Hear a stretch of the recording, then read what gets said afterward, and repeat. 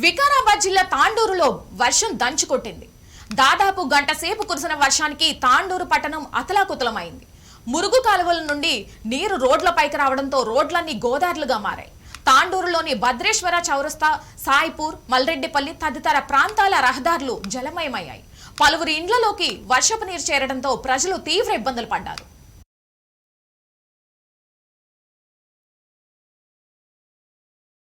ఇక్కడ మా యొక్క కౌన్సిలర్ గారు ఏమీ పట్టించుకోవడం లేదు.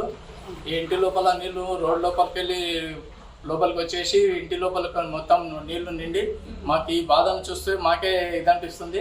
రోడ్డు హైట్ వచ్చేసి నీళ్లు లోపలికి వచ్చేస్తున్నాయి.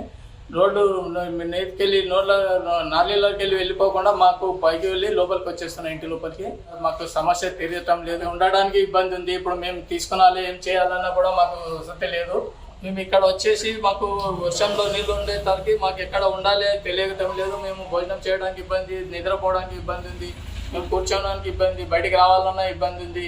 ఏం చేయాలో మాకు విషయం అర్థం కావడం లేదు. మాకు ఈ కాలనీ లోపల ఈ విధంగా జరగడం మాకు ఇది 3-4వ సారి ఇప్పుడు ఈ విధంగా వర్షం వచ్చినప్పుడు ఈ విధంగా జరుగుతుంది. మేము ఏం ఎవరికి చెప్పుకున్నారో మాకు ఏది తోచడం లేదు అని మేము విన్నవించుకుంటున్నాం.